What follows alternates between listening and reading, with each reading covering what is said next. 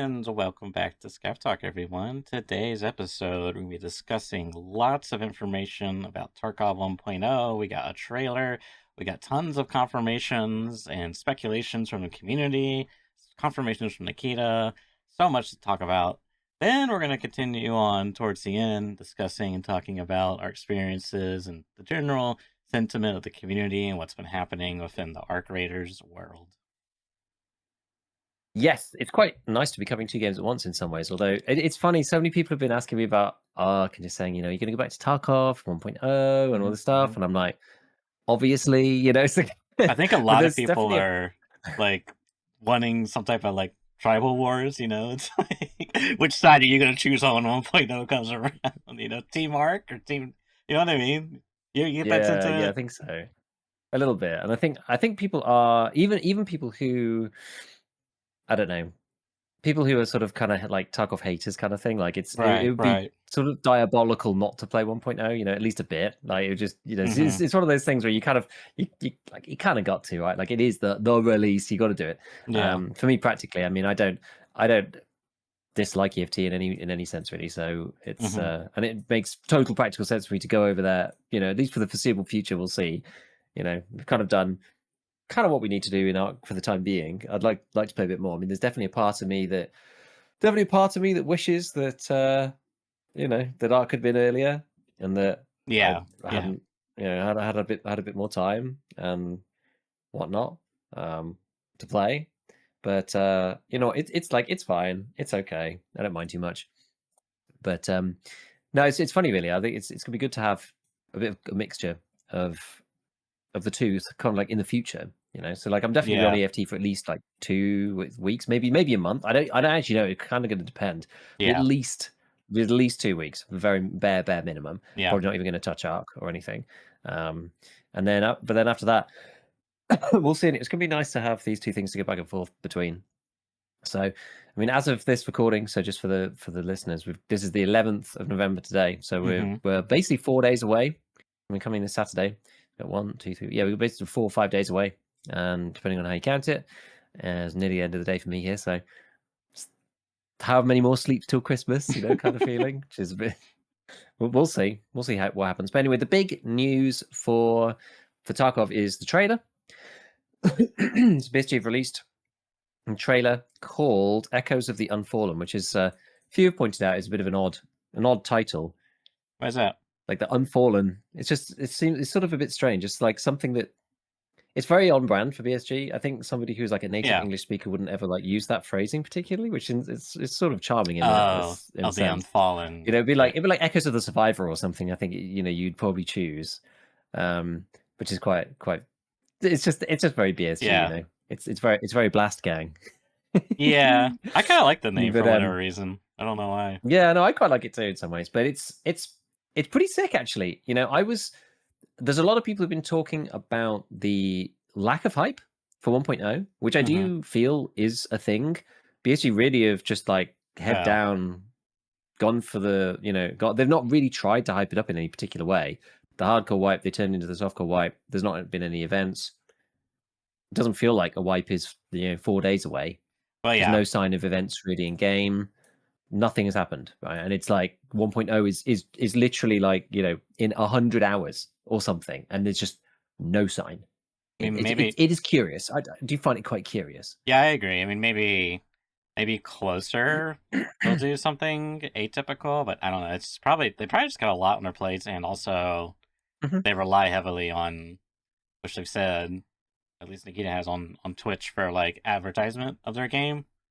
So now that like Arc Raiders is kind of taking a lot of the spotlight in general, and it's an extraction shooter, probably makes things more challenging on that end.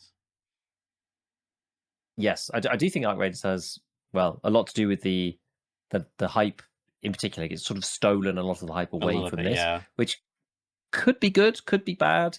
If there was just nothing going on and people were bored, that's sort of. I actually think that would be worse in some ways. Whereas with like people are like busy playing Arc, and then 1.0 is going to come up, and it's like, okay, now let's move our focus back to Tarkov. Oh yeah, all this stuff that's coming, Hmm. it's sort of giving people, rather than people just like malingering around, like loitering around the streets. We've got nothing, the community's had nothing to do, so we're just like all huddled around on street corners, just kind of, like, talking to each other. We've actually, Yeah. been busy doing stuff, so it's kind of fun. It's better than just, oh, there's no hype, BSG don't care, like 1.0, what's going to happen? And it's sort of squashed a lot of that. But I almost feel like Unfortunate, like too. anti-climax. I almost feel like on the opposite end, it's almost better that they're kind of like head down sort of thing, because it would be really kind of like unfortunate if they were trying to like really spark something, like really stoke the fires, and the Mm. flames were just being stolen by like arc raiders or something. Yeah, I think that's right. I think that both things are sort of worked together. Like they've been very just radio silence. Arc has come along, so people are just like not really focusing on EFT, and Right. that's kind of the way BSG seem to want to play it. So that's fine. Yeah. But I definitely did feel some excitement watching the trailer, honestly, because the trailer is good. It's got a lot of like throwbacks to kind of if you've been playing for a long time, like there's a lot of things that you notice. Just the basis of the entire trailer really is it's the two guys in factory from the original trailer. It's like the bear and the USEC. Hmm. They've like pointing guns at each other at the beginning, like right at the end of the trailer. It's like it clips back and forth. It's just like, oh, it's those two guys. Like they've made it all the way through the 10 years from the original trailer through to the end, and they're putting their guns up in the air, walking towards terminal, which is what happens in the raid series. It's like how you leave, it's how you escape. We already know that that's going to kind of be one of the endings, at least. It's something to do with the ending, because of people who went to the various game festival ones, especially the one in the US where people got to play terminal. Not much seemed to have come out of the others, actually, because I was toying with going to that Paris one for a while, but then with like Arc on the horizon, I decided to basically stay and play that and make some stuff for that instead, which I'm kind of pleased I did, because I don't think there was anything like extra that they did for the other ones. Like what they showed in the States was pretty much like what they were going to show to everybody. That was as much as they'd done. But no, I mean it's pretty sick, right? Like just going through the trailer itself, it opens up with basically like Lighthouse, like pre the fall, with USEC, so USEC mercenaries just like wandering around doing USEC things Hmm. in the chalets, because you turn up later and it's all like busted up and there's just still laptops left and whatever. It's like everyone's had to evacuate or leave quickly. But this is kind of showing how it was previously. And then between that you've got, oh, and also actually I should point out there, people were doing some investigative research. Usually it's actually sort of fallen on Very Bad Scav now. He tends to do a lot of this stuff, like figuring out with his community like things beyond the surface. Hmm. Ever since sort of Nice Guy kind of like I don't know, just stopped bothering with Tarkov as much. And apparently in that opening scene, outside chalets, there's two guys there, and if you look at the clothing, one of them is one of them is Knight, and one of them is Big Pipe That's a from the clever front, because of the detail. rigs they're wearing. And then on the inside, when it flicks to the interior shot, the guy with the boonie hat on, who's at the desk, That's um, it's pretty cool. And that one is Bird Eye. So they're like part of the original, you know, uh, USEC crew, that's but clever. at some point they went rogue, right? We don't know Yeah. exactly what happened, but they were, they were USECs at one point. They were the lead of the rogues, in fact, because the rogues are friendly to those guys. So it's this kind of cool little thing that I hadn't noticed. So I Yeah, saw I didn't him notice writing that about that either. on Twitter, which was pretty cool. And then you've got all the traders in 3D, full sort of 3D. You've got therapists, you've got Prapor kind of looking at like one of the Terra Group blue folders. You've got Peacekeeper in like the the concept art, Hmm. but actually like with the walkie-talkie at like the UN checkpoint. Yeah, You've got for Jaeger. for those who haven't seen it, and audio listeners, it is like, because typical Tarkov trailers, they're like shot in game first person perspective, very cinematic-y within first person. Yeah. This is all like 3D rendered, animated within something. Like I don't know. I mean, it would be. I actually would love to know more behind the scenes, because this probably explains a lot of the mocap stuff they've been doing. So I wonder if they've been taking that Mm. and like planting the data onto their models that they've been working on. It looks really I mean, good I though. wouldn't be surprised if they just like, NDA'd a bunch of guys like Tarkin or, Junker or like Sure. RTX or any of these guys, just like part hired them in, got them. I mean, maybe they've done it themselves. I don't know, but I wouldn't be surprised because these guys were Yeah. doing it anyway with Yeah. so much experience in the engine and stuff. Maybe they have done it that way, but it's pretty cool to see. You know, it's all like the concept art type things, or like if you look up like the trader, the big sort of concept art pictures, Hmm. it's all of those pretty much. Jaeger. We don't see therapist. Sorry, we don't see skier. Yeah, that's true. Is the one trader that we don't see, and fence obviously, but I think we see all the others. I believe. I mean, technically not ref for Lightkeeper, but that's another story. Oh yeah, exactly. We see like people already in game. So, but no, Hmm. the thing that marks this out as different is that basically the original trailer is obviously quite rough and 10 years old, and this is kind of like they haven't done this for so long. Yeah, In-game yeah. actual like rendered stuff, because as you say, normally it's in-game snapshots of like the devs playing against each other, or we have like real life series Hmm. the BS Hmm. usually make. They don't usually make like rendered computer graphics stuff. Yeah. It's Yep. either like in-game or like real life, one or the other. So it's pretty cool. It's pretty cool. You got like Killer wandering around the mall, menacing. Black Division, burning stuff. So they're using the and this is what's quite nice. They've used all the assets and the props from the game. So they're using like the expeditionary fuel tank, the blue fuel, and Yeah. they're pouring that out. And it looks like they're in labs, I Hmm. believe. So they're like burning something in labs. There was actually a little bit after that actually, because they like stand on a photo. I think they're in labs anyway, because you can see the Terra Group symbol on the back. I mean, it could be Ground Zero in the Terra Group building there, or it could be the Streets Terra Group building. It's hard to know. But a little bit after that, they like stand on a picture, and then there's a photo, and it's like Ragman and some girl, Oh. presumably, somebody knows. So there's like a family picture, but then it flicks to like Ragman with like Oh, I his see. I girlfriend or see. wife or something. It's clearly him because of the hair, Yeah. like reminiscing or whatever, like having a Jack Daniels. Is this the point where you go like game literally unplayable because he doesn't buy JD? But the Dan Jackals, he won't buy that. I don't think you can't sell that to Ragman, but never mind. And then you've He's got also Mr. got Jaeger the himself. submarine roller watch. Oh yeah, yeah, exactly, yeah. And then the only other thing is this airplane through the trailer. There's a pilot. It's an airplane. Apparently, I mean, I don't know enough about modern military kit to say, but I watched Nice Guys take on it, and apparently it's clearly a MiG-31, which can take a certain type of missile, which is actually underneath the plane chassis, Oh yeah, you like can see there, it so right you can see there. it. Yeah. Specific missile. So exactly what that is. Obviously, Sons of Soon guys are just like, it's a nuke, it's a nuke. It's like the usual situation, whether it is or not, or whether it's something else, whether it's some made up thing that does an EMP. Who knows, right? Who really knows? But yeah, and then the ending, guys. Yeah, they've made it all the way through together, and they're going to go to terminal. Oh, I see. So That's that's the basically it. callback where they teamed Yeah. up. Is the So yeah, so that's them, and I quite I like it as well see. because they're like a Timmy as well. In the first trailer, they're like Yeah. Timmies, Yeah. and then the last one, they're like geared up. They've made it all the way through. They're Chads That's now, cool. and now they're going to leave I didn't together, even which is make like, that connection, but that I oh it's all really? super obvious. Yeah. I just thought Yeah. it was like they were just flashing back, like nostalgia, Hmm. Like, look, Oh, it's a I see. parallel, from No, but they've now got that like we're now they've got like MVGs, and they've got like all the gear, and they've Mm-hmm. got like the good clothes. It's neat, and it's like a bear and a USAC. Yeah, So that's you good. kind of see what they were going for. Whether that'll actually translate in game, who knows? I don't know. We will see. We will see.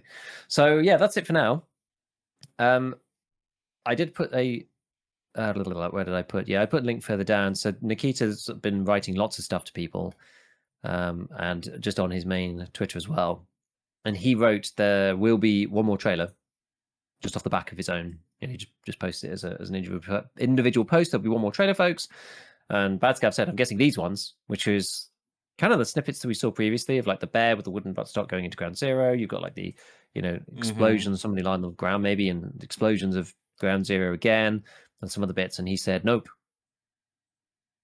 So something new, something we've not seen, which is pretty neat. And then let's see, what's the best way to go through this? Well, let's just go through some of the events, and then we can kind of talk a little bit more about what's coming 1.0. So right now, there's like a mini sort of drops event happening at the minute. it's already begun. I'm not sure how long it's going on for. I don't actually know. But in this Twitter video, he basically says if you there's 5, I think they're all Aussie streamers Okay. who are associated with Pestily, and they were gonna do this like he was gonna do his own event like LAN 1.0 thing, like he does normally. But then he basically said something happened, so they've had to do it like remotely, like in their own studios or whatever, like they've done before. So there's him, there's Toast Rack, I think is it Red Ops? There's Train Probably. and Yeah. um Flush Puppy? no. He's not even Aussie, Oh is god, this he? is terrible because I think he is, isn't he? I don't know. That And or... Drake Zilla. Oh, yeah. And so and those 5. And the really bad thing is I actually went to Drake Zilla's. That's why that's the worst thing about like forgetting his name. Though I actually went to his channel and got the thing through him. Just like terrible. Anyway, so those 5 streamers are gonna have these like Pestily's like special mini drops thing. And if you subscribe to them, gifted sub or regular sub, primes don't count as usual, then you get something that's shown later in this little video. If you skip to like 2 minutes, there's a special armband, which is called, let me find what it's called. It's called like Forged in Beta, I think. Something like that. And so you get this like special armband. Why is there furries on It's like it's a kangaroo and an eagle, I think. Yeah, Maybe but that's the Aussie thing. I don't really know. And then if you do it, apparently, I think if you get this now, I think you can claim it. It turns up. So I didn't think I got it originally, but you have to go to your EFT profile, like you were claiming the New Year's gift or something like that, or the ETS testing gift, one of those things. You have to go to your actual profile. It was actually really hard to find because they've changed a lot of the stuff on the account center. So you had to go into gifts, and then it's in this like weird segment. So you do the sub, you get it on Twitch, you then go to your twitch.tv/inventory, you accept it there, then you go to the EFT website. You have to then go to gifts on the EFT website, you have to claim it there, then you go into Tarkov, and then this wipe at least. So each wipe, I think you get given this armband, or maybe you get it automatically on the wipe. I'm not sure, but anyway, you get given this armband, and then for this particular wipe, you get like a whole bunch of other stuff. I mean, nobody really cares now, right? Because it's like the end of the softcore wipe, and at this point, like I haven't even logged into main EFT to like do my hideout for like a week and a half or whatever it might be. But you get like 20 Bitcoin or something stupid and like one of every labs card if you do that. But obviously, you don't get that in future. You just get the armband. So that's happening now. Somebody in chat, Doc Thor's just popped in and said, "Hey folks, Pestily has a timer 20 hours till Nikita interview." So he's going to be interviewing Nikita in about a day, roughly. So looks like tomorrow afternoon, about 1.0, which should be, I'm going to say, an interesting listen. I don't know whether we'll actually be revealing anything, because if he's going to do Tarkov TV, which he actually has said, which he said he's going to do. Actually, I was going to save that for later, but it's a good time to bring it up. He basically said there's going to be a Tarkov TV coming for 1.0, because somebody did ask him for the release, and so I don't know how much he's going to divulge. I'm not sure. Yeah, he's got some like miniature revolver thing going on in that photo.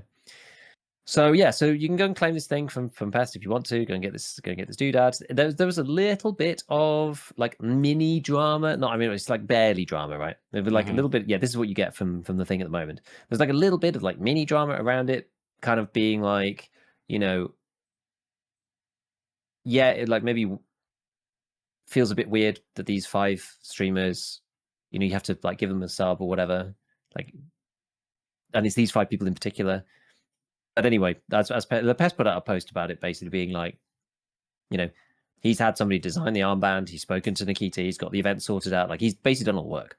Yeah, He's just like, how many people asked BSG whether they could do something like this? Like, did anybody else ask? Like, and it's sort of like the half point is just like, well, if anybody else asked, would BSG say yes? Like, they only really listen to Pest. Yeah, but at the same time, like, who cares, right? Like, Pesty's done so much for the game.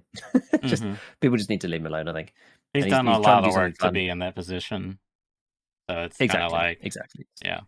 And I Yeah, don't think so it's kind Pastille's of the whatever. worst person in the like I could think of a couple other people that I would, be in mortified if they were in Pastille's position, so Yeah, yeah. exactly. So he's built up enough social credit that I think this is just like it's just a fun thing. He's put a lot of effort into it.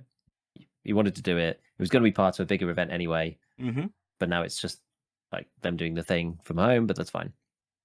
I think also tomorrow, I think we're getting a new John B track. So it says after Pesty shows the premiere on his channel on Thursday evening, the video for my new Tarkov song Terminal Hardcore will be up on YouTube. So this is going to premiere in 46 hours. So that's going to be available on the 13th of November. Now I know that he was asking various streamers and people to send in like gifs of them dancing and stuff. So I think that might be in this one. You might see a little cameo from yours truly in this video Oh, as a cool. little animated GIF at some point, which could be quite fun. Oh, I can't So wait to see what that is. we'll see. We'll see a bit of goofy, yeah, Giga dancing off on the side of John B's like rave track. I can't wait. So like I've not seen a preview or anything, so I don't actually have any clue. Yeah. I don't know when it's going to come in or anything. I sent him something, and basically because he was asking lots of people to do it. So that's just like a bit of fun. Good. So I'm looking forward to that. Looking forward to hearing the track. So that'd be pretty cool. We did get a community digest this week. It didn't really tell us much, to be honest with you. As it says, like softcore changes and when was this? Yeah, this is the 4th. Yeah, so we did get this. So they basically just said, over 500,000 wish lists on Steam. We had the Battle Pass launch. Tarkov's gone gold. So it's like the finished thing. Paris Games Week was coming. Season 1 of Arena is around, and the tactical map's been released. That was basically it, really. So nothing new on the community digest, particularly. Did we? Um, I'm sorry now because I'm just reminded of this. Did we ever get? Remember how we had that one roadmap that had like all the map optimizations listed? yeah, Did we ever get delivery on all of those? It doesn't really matter, but I'm just here. I feel like we yeah, it's a didn't because I feel like good the roadmap question. kind of got changed a bit. Yeah, it did get changed. It definitely got changed at one point. So what was this? Was this the last one that I had? So they had lighthouse optimization, reserve optimization. That was 0.6.7. So 16.6, 16.7. That did actually happen. Okay. Those did actually happen. And then about 16.8 was hardcore wipe with nothing else because they removed all the other gumph. Because remember there was an interchange expansion that was on the original one Yeah. that got deleted. And then 16.9 was in-game event, which ended up. What was that? Was that Targrad Tales or something? This is August, so Oh, like probably. I think it was that. And it says Shoreline Ground Zero interchange optimization. I can't remember if that happened. To be honest with you, Yeah. I'm actually not sure. But those maps kind of didn't really need it anyway. Like Ground Zero definitely didn't need optimization. It's probably one of the best performing maps. Shoreline, like maybe interchange, also not really. So yeah, I don't know, but the streets didn't seem to get any love. So that's kind of the only thing that really people care about. Yeah. Yep. So the only other thing that's really notable on the Tarkov side, outside of everything else we've talked about, was that friendly guy made a post to Nikita on Twitter saying, "Can we get uncapped VoIP in Tarkov 1.0?" He said the time limit absolutely kills some interactions because, for those of you who don't use VoIP very much, at the moment I can't remember exactly what it is. I think it's 20 seconds, maybe it's 15 seconds or 20 seconds, and after that there's a cooldown on you being able to use VoIP again. And it's kind of annoying. If you're having a proper conversation with somebody, you just have to wait a bit and for to build up a bit because I think it builds back up over time and then you run it down again. It's almost like flashlight in like a horror movie, a horror game or something. And so he was just like, can we just have uncapped VoIP? Like, are people really going to abuse it that much? Like, I know that they were worried when they first introduced it, but I think at this point, it's just been out for so long. I don't think people are suddenly going to, originally, if you just released it in the moment, yes, people might have been trolling people with music and whatnot. But I've not really heard any trolling with VoIP other than people just saying annoying stuff. And the timer doesn't change that at all, to be honest. So, the length of the time has never been a problem, other than to detriment good conversations, is all I would say. So I think it makes sense. I think at the bare minimum, you could always there's a button for muting the thing, right? So you could, if you really don't want somebody VoIP, that's you what I can was just going to say. there's a button to mute it. That's all you need. I mean, I haven't played Because another thing is like because because the VoIP is limited to this 30-second, timer, whatever. Like I don't even however you want to describe it, flashlight that self charges. You have to Mm, like that also shapes how you have conversations with people. So like it affects the metagame behind not even metagame, but like the psychological aspect behind VoIP. It's like, oh, I don't want to be bothered with VoIPing because like if I cut off something, we're in this tense situation. It's like, is he going to be sus about it because I went quiet suddenly? You know what I mean? Like, I don't know. It's yeah. just kind of it makes things a lot more harder when you can't just have like a normal conversation without any restrictions. Yeah, exactly. And I don't really use VoIP very much in EFT, but I know other people do, and Hmm. I'm totally open to it being longer. I don't think there's any problem with it being longer. I Yeah, think it makes sense, honestly. So I'd be up for that. I mean, Nikita's response was, "Hmm." So very non-committal, but he's thinking about it. He saw it and just said, "Hmm." I'm hoping he really thinks about it because I did see that one of the other show notes. I guess we'll get to that later. Well, I'll just do it now. It's already brought up. Nikita, someone asked Nikita if he's played Arc Raiders, and if he thought if they liked her. When he's like, good. And so Nikita says, good game, good VoIP, good PvP VoIP experience, thumbs up. Which I don't know. So I'm kind of hoping like that, will be like, yeah, this probably is a worthwhile thing to include in our game. Yeah, because that's actually what got quote tweeted by Friendly Guy in the first place. That particular response. That's like where his Oh, question was came it? from. I Yeah, didn't even notice. yeah. Incidentally, yeah, yeah. So yeah, so we'll see. So we'll see. But yeah, I don't know. 1.0 Tarkov. We don't know much else. Got to wait for this Nikita interview with Pestley first, I guess, in like a day. Then at some point we're going to get Tarkov TV. Maybe they'll do it like last time. So last time they did Tarkov TV in the downtime of the patch, which was an interesting way of doing it. You've got hours to wait. People are kind of just waiting anyway. Didn't seem like a bad way to do it. Um, I guess the issue there is that you kind of have like the patch notes. They sort of go over the top of each other. So you have the patch notes and you read them, and then Nikita comes on for Tarkov TV. I don't know. We'll see what they do. Maybe they'll do it the day before or something. I'm not sure. Everything's up in the air because it's such a specific thing, 1.0. But you know what? I'm excited. I am excited. Originally, I was thinking like, and as I said, there is still a small part of me that's just like, it's a shame that I have to like kind of stop playing Ark because I'm enjoying Ark so much. But Ark's going to be there. Yeah, it's not going Tarkov anywhere. 1.0, yeah, it's not going anywhere. It really, and we'll talk about that in a minute. Like, it really isn't going anywhere, I don't think. They're going to have seasonal content. We haven't had like the next big update yet or anything. Hmm. So we'll see. But 1.0, it's going to be There's only it's going to be an experience. one Yeah. 1.0 white, right? Yeah. So we'll see. And I think with the trailer, it did make me think like, okay, yeah, I'm ready now. I'm actually ready now.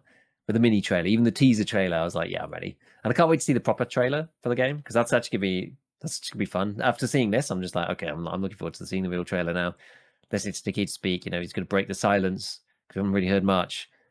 And now I'm ready. I think that broke the seal on me a little bit. This teaser trailer, it really did. Just like seeing all the little bits, and I don't know because I've it's probably the longest time that I've like not really thought about Tarkov particularly because I'm not usually making videos about this stuff Yeah. and making a video every like couple of days. I'm always thinking about the game in one way or another and like reading stuff on Twitter about Tarkov and whatever. But like people have just stopped posting about it because people are busy playing Ark, and I'm enjoying Ark as well, and I've been thinking about making content for Ark. Hmm. So I've not been thinking about EFT. So it's quite nice to have that like mind break from it, and then come back and just be like, oh, look at all these cool things. Yeah. Yeah, I could say that for sure. That's So I'm looking good. forward to it. I'm looking forward to it. So, but anyway, well, you got any thoughts about 1.0 before we carry on? I mean, not really. I mean, I don't know. I'm not really sure what's gonna happen for me personally. I just feel like I'm gonna look at it. Because I don't know, getting into Tarkov is like it's a really big like commitment. It feels like compared to other games. Yeah.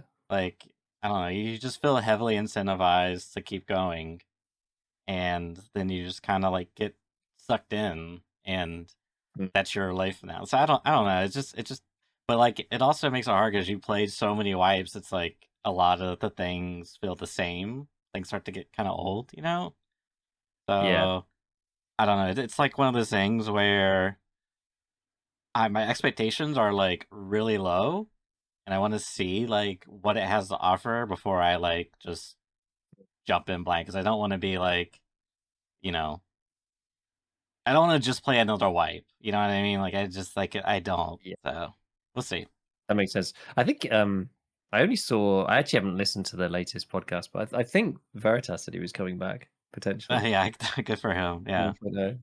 I don't know. So it's like it's interesting. Yeah, it's certainly interesting. I think it's like at least worth looking at very keenly and thinking like be part of that initial experience, even if you don't carry on with it, maybe. yeah, But just see how you feel. See how you feel. I mean, yeah, if it's just like you open it up and it's like bronze pocket watch, please, then yeah. I just don't. maybe not. I just don't know. I Yeah. like I said, I just don't know what to expect. So I rather let the game call to me, not me. You know, I want the Mm. game to chase me, not me chase the game, type of thing. Yeah, that makes sense. That makes sense. So now that we've got it confirmed that Nikita is an art glazer. I love that.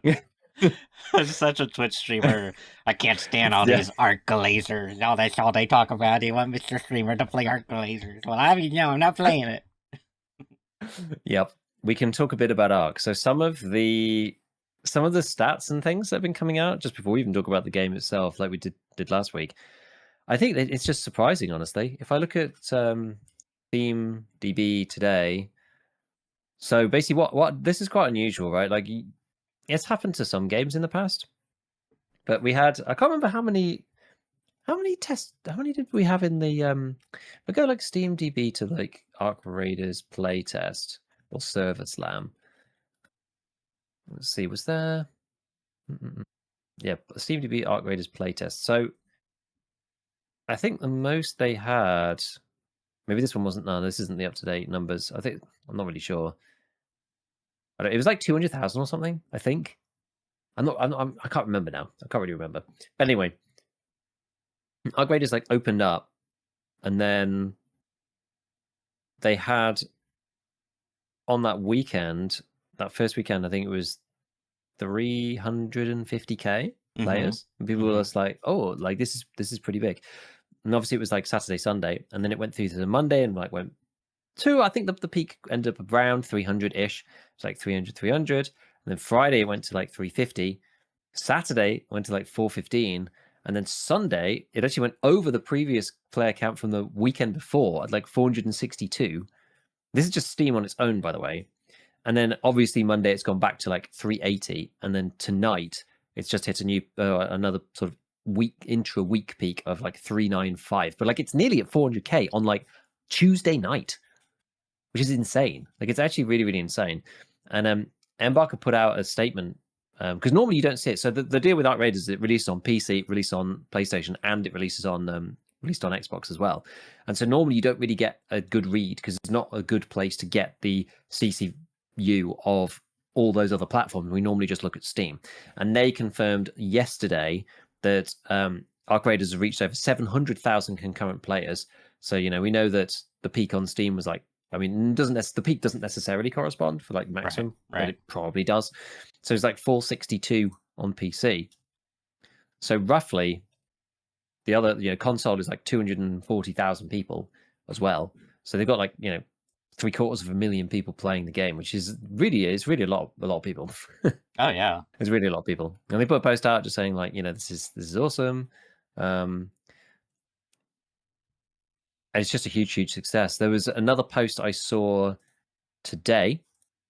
I don't know whether I think this was just kind of fortuitous because like Embark is under the bigger umbrella of Nexon, and I know some people were Mm-hmm. a bit concerned about this for a while. Yeah. But Embark, even though they're like a subsidiary that now they got bought by them at some point, they do operate independently. So Nexon obviously is the parent, but Embark just kind of do their own thing within them.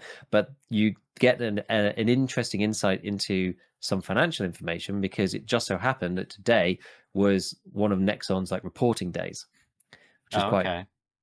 quite fortuitous. So within that report, apparently, according to this Reddit post, I didn't actually go and look at the report myself, but I believe them because it's just a screen grab. They're saying making solid progress to expand global footprint. Arc Raiders launched on 30th of October with 4 million copies sold to date.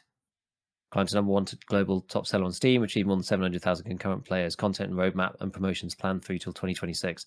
So 4 million copies. That's a lot of copies.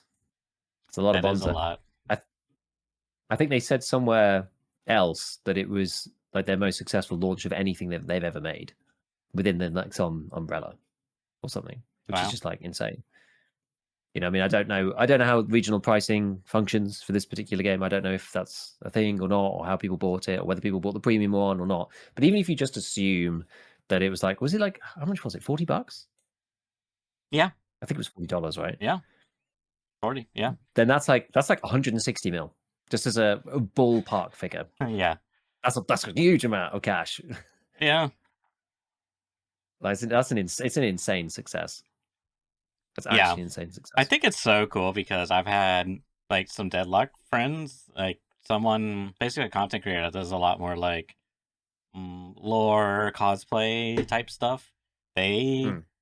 they've said they've been playing Art Raiders, enjoying it, and they were like, I never would have thought I would have enjoyed an extraction shooter, but here we are.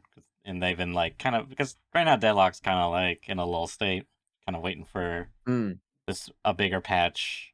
It's like two different patches upcoming, and anyways, so yeah, and Arc Raiders being the success it is and popular, and everyone's checking it out, and it gives people a nice thing to do in the meantime. But I just think it's and I've also heard people say like, I never like I hate Tarkov, but like I like this game, So I like that this is like Yeah. finally you can get some type of extraction shooter experience for like a broader audience because Tarkov really wasn't it, and like a lot of the other ones that tried were definitely not it either.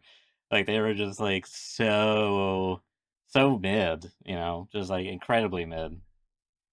Yeah, I do think that the cycle actually came really close. I think the It cycle was like did, it was so close to greatness, but yeah, there was just like a few things that it just missed off, and then building on that base into Arc, it's just like okay, this is like taking the formula really like fixed it. But again, I mean, how much is it up to luck versus judgment? These guys were like making it was like yeah, the it's stars true, aligned, right? They were making a PVE game, so the yeah, PVE section of the game is like finely crafted, but the game was boring, so they swapped it over. They brought in a load of random people from Dice by accident because they all got fed up at the same time, and Embark was hiring. It's just like the stars aligned. They've got these like top tier people, so they've been able to build this beautiful game in UE5 that actually runs really well. It's like got the nice features of the cycle, but with a economic crafting loop that we've not really seen in any game, which is no, a bit of an experiment, which I actually think is super cool. The gunplay from like Hunt Showdown is kind of what it's more like.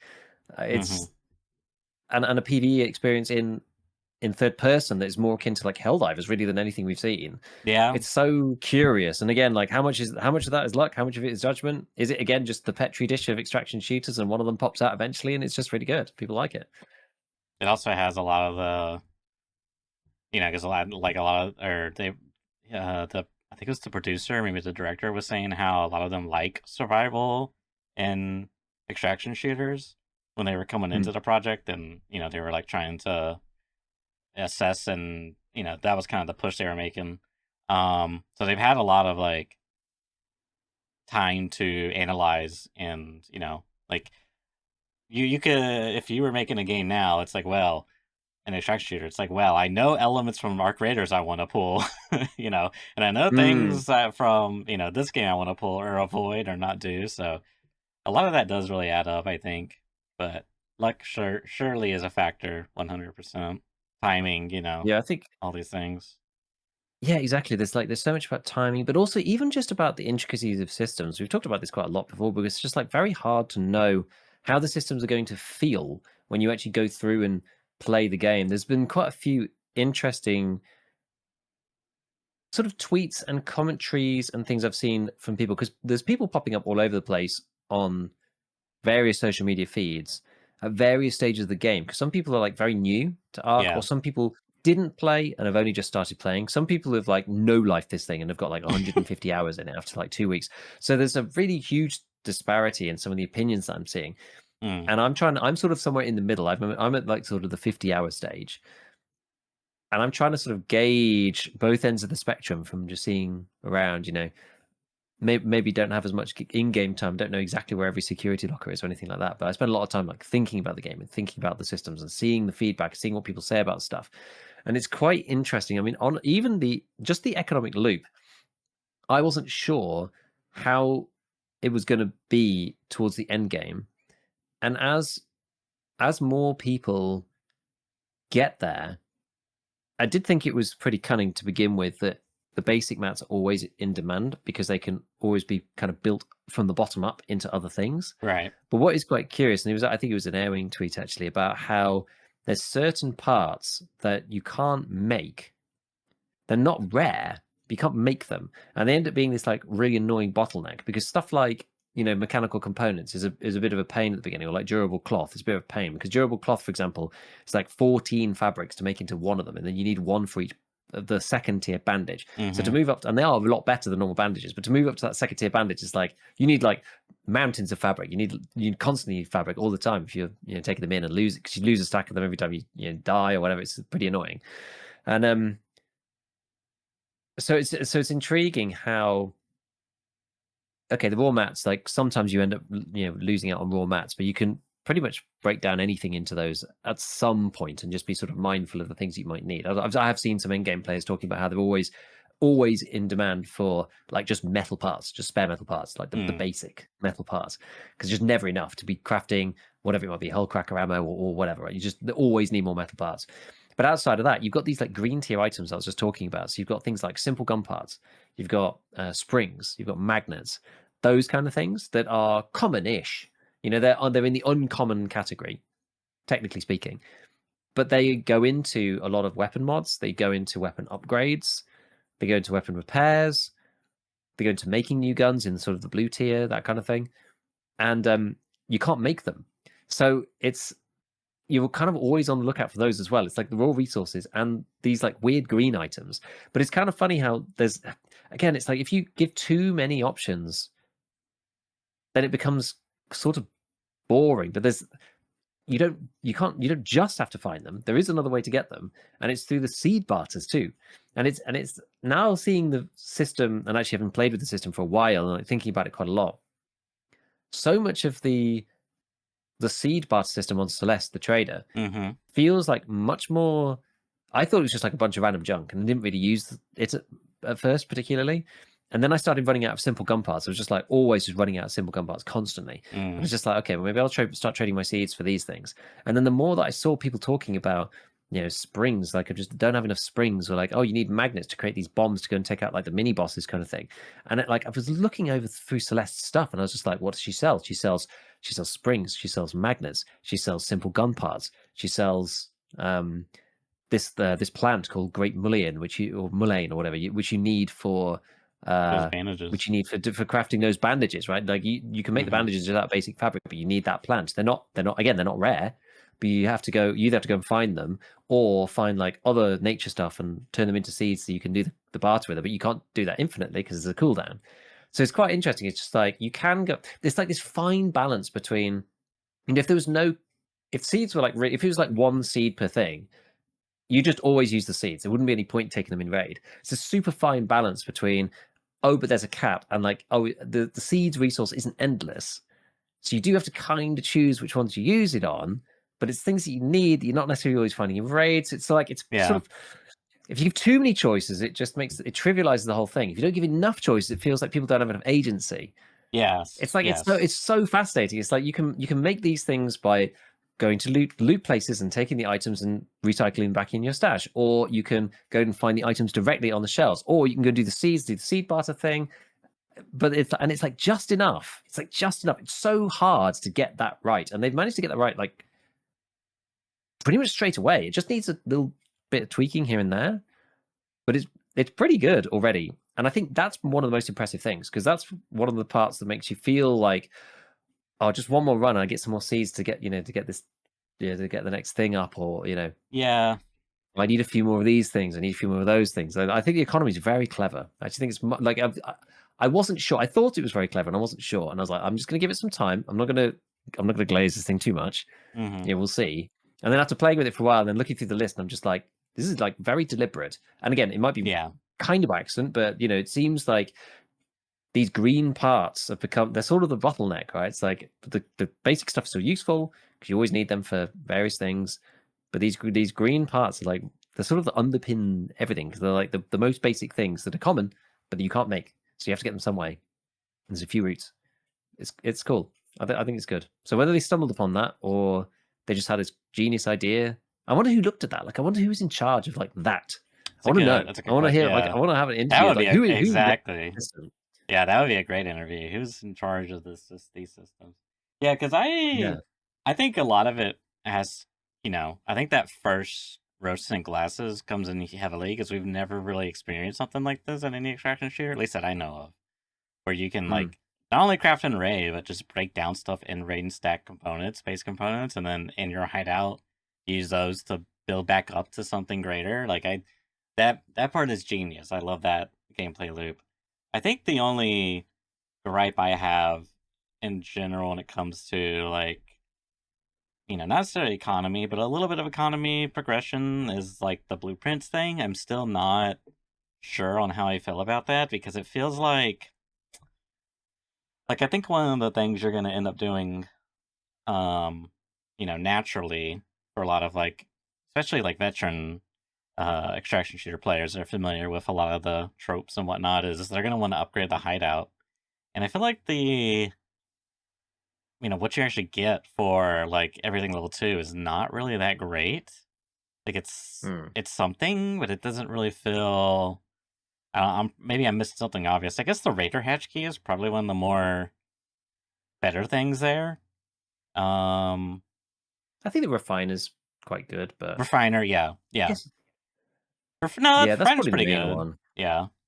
Um, I don't know. I just like the everything being locked behind blueprints, and like you just have to farm blueprints, which is like I don't know. I don't even know like what's the strat. Like, do they spawn? Can they spawn anywhere? Are they like filing cabinets only? Like, I don't even that's the part to me that gets the most annoying. And then especially when I find ones that I already have. Like today I just got some tier 3 weapon.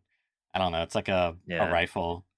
I can't even pronounce it. like Patino or something. Yeah, yeah, Although, yeah. And then I yeah, found it again in like the next raid, and it's like, well, I mean, I guess I can take it back and sell it for 500, but it's just or 5K. It's just like I don't know. I yeah, would have loved like where's my anvil blueprint? I'm still salty. I don't have an anvil blueprint. I'm still so salty. I think that's the only thing for me that's not feeling good right now is that pure seemingly RNG funnel. Maybe like that's because one of the things people were talking about, which I didn't really realize either, was the quests don't give you any XP inherently. yeah. I didn't realize this either. I just assumed. I mean, I didn't really think about it, but and you say, well, what does Hmm. XP really get you? Well, I mean, yeah, you get the skill points, but you also get unlocks from the traders because a lot of their like things they sell is like tiered and level gates essentially. So like Yeah, now I'm I not sure if can anything's above 20, but yeah. yeah. So like there's something there to work towards, but I don't know, just something right now just feels like basically what I'm doing is I'm trying to do the quest just for something to do. Because sometimes they give you nice things, but because that's really all you get is just the rewards they give you, essentially, which sometimes can be Yeah, nice. I think there's one or two that give you a blueprint, which because I kind of Some give stopped you doing the blueprints, yeah, quests. And so that's why I was like, well, it just gives you stuff. Like I don't really care. So I kind of stopped doing them. And then people were like, no, you do actually get blueprints for them. And I was like, oh, okay, maybe I should do them then. yeah, Because again, when I realized it was just like a couple of items, I was just like, man, why am I like, I'm falling right, into. I felt like I was falling into a Tarkov related hmm trap of like I must do the quest until completion kind of thing for whatever reason, right? Just the fact that we thought that was the thing you're supposed to do. I'm just very like cognizant of like trying not to fall down that Tarkov hole of the things that we always thought that we should do in EFT, and we just apply that blindly to Arc. yeah, and we just go down the same route just because, even if it doesn't like, Right. oh, imagine if the quest like just didn't give you anything. Mm-hmm. And then we were just like, we'll just plow down. There must be something good at the end of this. It's Yeah. like that's not really how the game works, right? And it's funny. I was thinking I've been the same about quite a few other things, like upgrading Upgrading the hideout's kind of like Scrappy that or whatever. Yeah, the hideout's sort of like that too, as well, because it's a just like, bit. well, you need the blueprints. Yeah, Yeah. I do feel like maybe there could be some kind of like blueprint thing where, like, you hand in 3 blueprints to one of the traders and they'll swap it for any other blueprint, or Mm. maybe within reason, or blueprints are tiered in some way. So, maybe it's like 3, 5, 10, or whatever, like, 10 blueprints for like a really insane thing. Yeah. Like an anvil blueprint would Something. just be like 3 of any other type of blueprint, something like that. So it's like, oh, look, I did the work. Yeah. I did the work. I'll trade it unfairly Yeah. for That's the something that I thing I do actually want. want. Yes. Give me a terrible Yeah. trade, but give me something, because like I just hate this. There's like 64 or something, or is there more?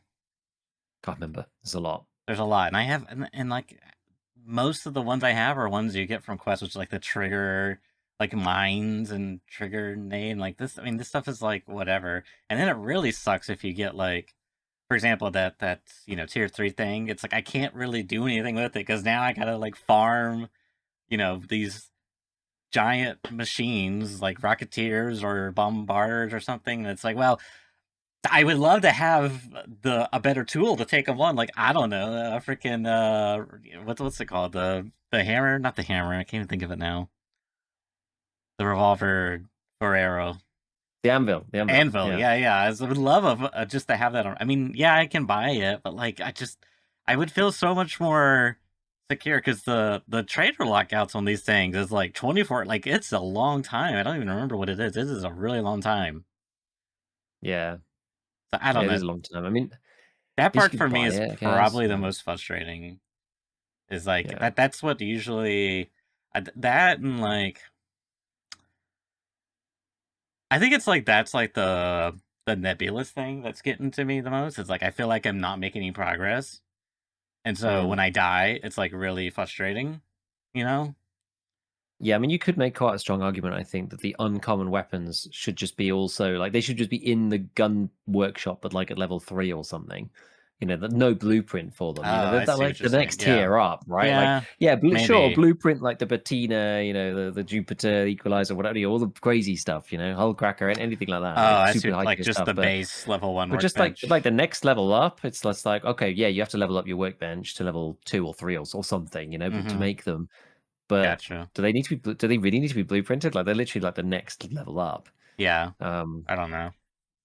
and it is annoying if you don't have them. I mean, that being said, I mean, only the anvil, I think, feels like sort of unique in that there's not really any other way to get that kind of performance. Like the Pharaoh is really underpowered compared to the anvil. But outside of that, most of the basic guns are sort of similar-ish, and the cheapness to Mhm. upgrade them. You can run around with a Stitcher with the extended mag on it, and Yeah. I did realize, by the way, because I know you were complaining about the magazine thing. I was just like realized that like not having the magazine blueprints is actually a real bummer, and that only having 25 in a Stitcher is actually really annoying. I mean, Stitcher's like really powerful. There's a whole thread the other day about free kits and people having too much power from the free kits, and I didn't necessarily agree, but I was sort of thinking about it in my head, like, what do I not want to face? And the number of times I've just been like torn apart by a free kit guy with like a Stitcher, he'll just like Yeah. rip through you in one mag and just kill you. If you're not expecting them and they hit all their shots, especially if a couple of them hit your head, it can be really insane. Yeah, no, You just die. You just die in one shot, like in one mag. It's just that's it. You're done. it's a good one. But see, this is the thing. You say if you don't have a magazine blueprint. I don't, because I have the medium one, like the Oh, green it's not tier the one for the 2. Stitcher. It's the other one. Yeah, Okay. but but like I have like I don't know, 5 stacks of like 15 springs just waiting to be used for something. You know what I mean? It's like I have all the stuff to make the thing I want, but I just can't roll the dice to find the thing. Cuz like I'm probably going to find a shotgun Yeah. choke blueprint. I'm probably going to find like a shotgun magazine blueprint. It's like I just think that aspect I like the general concept, like, hey, let's give you a long-term goal to work towards in the game, you know, Yeah.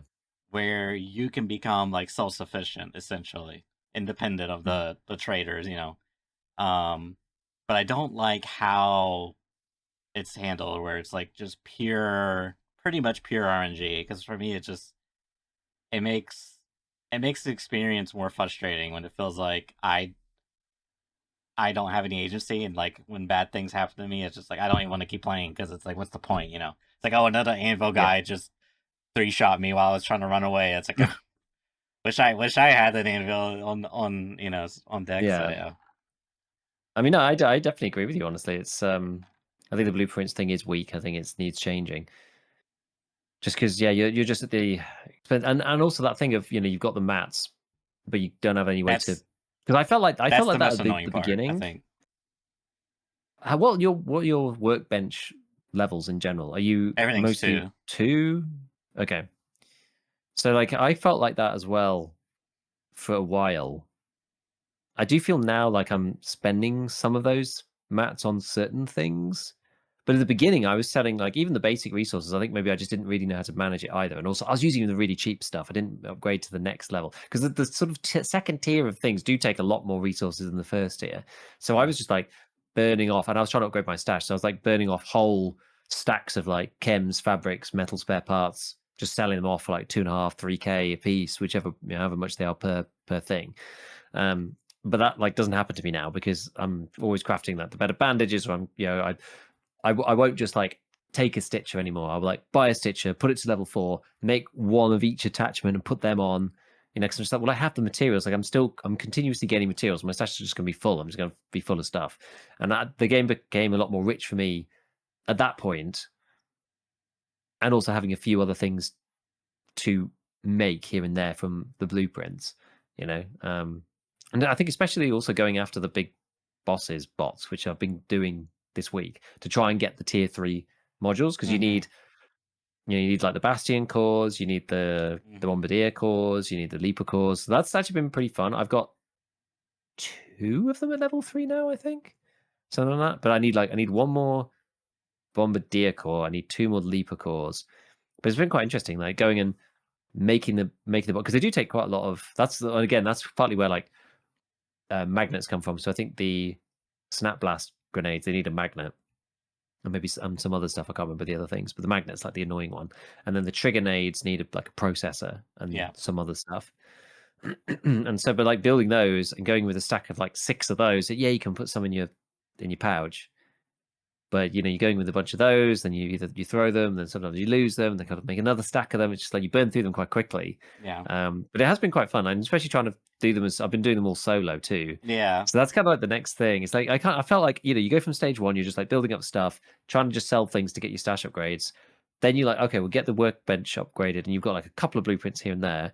Now you start like using some of the mats. Then it's like, okay, well, I need to get to tier 3. So now I've got to go after like the big bots. Got to kill Rocketeers, got to kill Leapers, got to kill Mm-hmm. Bastions, got to kill Bombardiers, and that's kind of it's fun challenge in and of itself, just to like go after those bots, and that's what I've sort of been enjoying, especially solo, being Yeah. like, okay, how am I actually going to go about this and like not get third partied at the same time, because that's like part of the problem, Mm-hmm. and it's just like as a solo, it's just like, wow, am I going to bring it? I could bring in like eight explosives if I want to kill it like really really quick. Yeah. But if I like meet somebody straight away, I have to like I die, and then I have to make all that stuff again, because there's no second chance. So it's definitely easier with 2 or 3 people to go after those big bots. Yeah. I will say the that gripe aside, the because I was just thinking I can buy the hole cracker, and I've killed a player that had one and used it in one, and that thing is like All insanely right. good. So like maybe I just need to like stop being so hoardy and greedy, and just like kind of take more Well, yeah, take more I think risks. maybe because like so some people were asking me when I was playing, and I was trying to do a quest, and then it was annoying, and I got killed at the extract like right outside, and some people kind of like asking just like a few things of, well, why don't you just buy the Raider hatch key? Hmm. Or when I was talking about the Stitcher being like, oh, it's really annoying, and someone was just like, well, I don't have the blueprint. I just buy the blue one from the trader. And I was just like, isn't that like a lot of money though? And then I was like, well, the reason why I'm not spending it now is because I'm trying to get all the stash upgrades.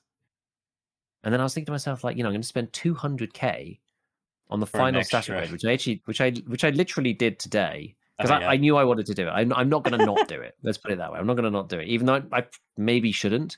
Hmm. But I was thinking to myself, it's just like, is this actually the best thing to do Yeah. here? Like, should I just be using the money? Because but now I feel there isn't another upgrade. If there was one for 300,000, it put me in a really hard position. But like now that I know there aren't any other upgrades, I'm just like, well, if I have money now, I don't need it for anything really. So if I build up, you know, 6K, 12K, Hmm. 30K, I could buy, a heavy raider hatch key or, an extra magazine if I want to go on like a particularly sweaty PvP run with a Stitcher or with some other gun. Or I could buy myself, the hole cracker eventually and maybe some ammo for it. Um, now that I know that I'm like kind of done with the stash, but I was genuinely seriously thinking like, should I be using my money more efficiently for like progression and stuff like that, rather than just like increasing my stash space? Like I have a huge tendency to hoard. It's just in my Yeah. nature. I'm I the think we're same quite way. similar in that respect. And it's yeah, it made me really think. I was just like, I might actually, 200K. That's a lot of utility in other areas. Maybe this is sort of a mistake, just single-mindedly going after the stash size. I don't really know. Again, it's like it's hard to know whether you're just making mistakes based upon Hmm. Tarkov brain. Yeah, You yeah, know, for it's like sure. Tarkov brain tells me I should go do the quest. Tarkov brain tells me I should upgrade the hideout. Tarkov brain tells me I should make my stash as big as possible. Hmm. It's interesting how it's hard to shake yourself out of those things. And I'm like staring the 200K down the barrel, going like, this. I actually think this might be the wrong decision. And then I press the button anyway. I can't help myself. I genuinely can't help myself. You're your own It worst says enemy. game says make 200,000 and press button. Yeah. So that's what I do. I just monkey brain. Just there's a brain wants to go burr. That's it. Are you sure you want to spend 1 million credits for 4 extra stash spots? Yes. Enter. Just like I absolutely do not want to buy. Yeah. So I don't know. I don't One know. one thing I did want to praise again. I mean, we've talked, Arc Later's cast, but we talked about this in the prior cast. But the amount of tools and it's almost like it's literally like a gameplay sandbox. It feels like because you have so much things at your disposal. So the one thing that I do like about because again, you can play solos in this game, and I think it's a pretty solid experience. But you have to like apply your gamer brain. So I'm thinking like, okay, how am I gonna go in and kill this thing? So I brought in something that I've like never really used before, the What were you going barricades. after? I wanted a rocketeer, but I went to Okay. burial and Mhm. bombardiers slash bastions are seemingly a lot more common. So that's what I was kind of messing with. Um, and So I got myself in a building and I barricaded one of the entrances and I had found the jolt mine, so I put that at like another thing. So I'm like basically, Fortnite in my way into my position so I can like shoot at this thing. And I don't know, there's just like a lot of thing. If you want to be a scumbag and sit in an extract with a bunch of trigger mine nades on the thing, like you can do that. There's just a lot there you can do. You can use the Raider. Like I haven't seen anyone using the Raider flares. I haven't seen anyone using the glow sticks, which like I think those have their place. It's just the biggest issue really is slots and management. Like who wants to open up their Yeah. inventory and drag a thing in there and then use the quick wheel and like it's just. But I guess that's where like the tactical thing comes in handy. And like another thing I was thinking is like, oh, I need to bring in smoke grenades because when I go loot the thing, I know someone's gonna be watching me for 5 minutes take down this giant hulking machine are gonna want to third party me, so I need to like smoke grenade it and loot it. Like it's fun that you have all these tools and utilities and like they give you the thing, but they don't like heavily restrict you. So you can like one of the things I saw that got patched, people were using the barricades to like glitch them in through doors that were live. Oh But yeah. that's just like the ingenuity of players. But it's just in general, you can use the door breach thing and a wall barricade to like trap yourself in. You could use the smoke traps and like set them off yourself if you're like know you're gonna like run in a building. When you get shot at and like you hit your own smoke trap to like give you cover. Like there's just a lot you can craft up. Your imagination and ingenuity is the only limitation, and within reason. Of course. I like it. Yeah, I did. I've seen some of the rat techs that have been making their way around on social media. Like some of them are diabolical, is Yeah. what I would describe them as. I think Stank Rat's ones. I think he called it his magnum opus. I mean, he's been going a bit wild with this stuff. But Yeah. there's this event. I think it's either Bluegate or Spaceport. I can't remember. Hmm. And there's this bunker thing that you have to do. I thought it was on Bluegate. But anyway, so Mm. like people are trying to do it. There's like everybody came together on the server to do it, whatever. Like Oh they didn't manage to figure it no. out. They like all go to the extract. Little did they know, the stack like 15 minutes previously, Stackrat's like gone and like trigger mined the entire exfil, so that everybody gets in the exfil, and he like blows up literally the entire server all in one go. There's like 15 people in the extract or something. It's like, oh my god. I gotta look this up. I Uh, gotta look this up. it's so good. Yeah, you look it up. You look it up. It's outrageous. It's outrageous. I've seen some other stuff of like people using the barricade to like barricade in the button, so you just Oh can't press the my button, god, that is for example. so.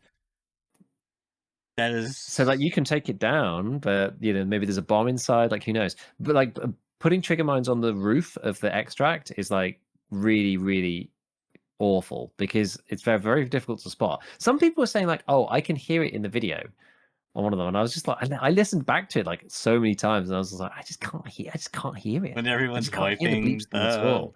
Yeah. Yeah, just yeah. Um, yes, it's just insane. It's actually just insane. So there's so much fun stuff that you could do. So it's kind of like trolling, griefing. Like, it's the flexibility. Yeah, you can see them all on the roof on his video. Yeah. He's like got them all, and apparently, so if you put them in the extract, Oh my you god. put them in the extract on the.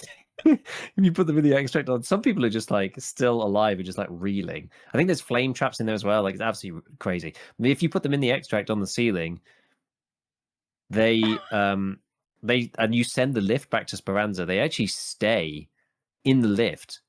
So you Yeah. can like trigger mine the thing, call the lift, and like send it away. And then when it comes back, or like it's down, somebody has to call the lift. You know what I mean? Like you've called it and you've sent it back to Speranza, but with all the trigger mines in, and then somebody has to go and call the lift, and it's going to take 45 seconds. So it's not like the lift's there and they turn up and you've only got a minute or whatever. It's like you call it, it comes up and it's got trigger mines in the on the ceiling. So it's even more insidious, you know? It's even more insidious.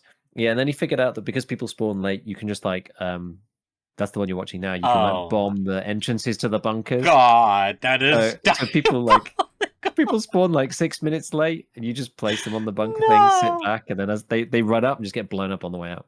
That is horrible. Yeah, it's crazy. So there's a lot of rat tech going on, but I mean, again, that's the thing about the sandbox.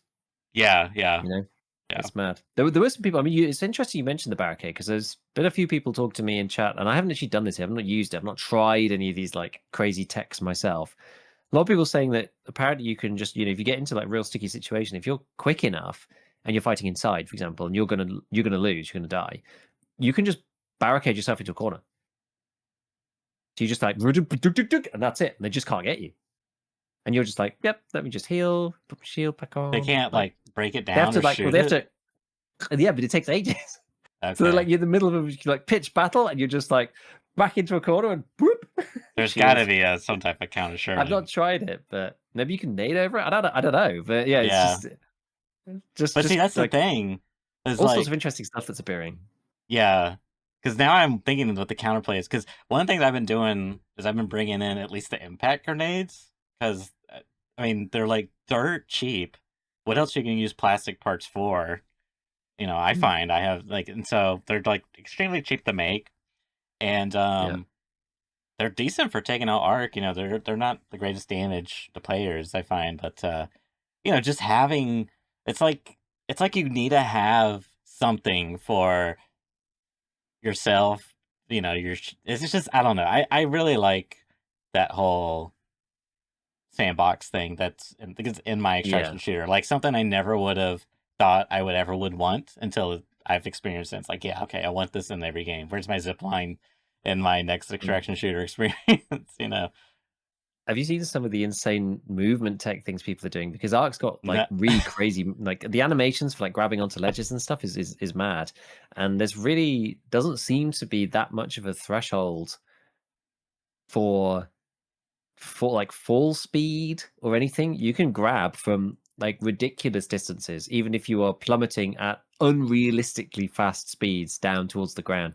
You can do like this crazy, like people have been on top of which one is it? Like testing annex, I think it is on Dam. There's the one I saw, and there's like a bunch of people extracting, and this guy's like on the freaking roof, and he like jumps off, like grabs onto it's like a light or something, jumps down, grabs onto another sign, and then like finally jumps off and then rolls into the exfil as the I door's have seen shutting, that. and like exfils with it. Yeah, and it's just like, oh my god, you can like shuffle the grab off onto other things. Like it's insane. I mean, I've tried it once or twice, and you literally just go like bam, flat on your face, because unless you're good at it, it's actually quite hard to do. Yeah.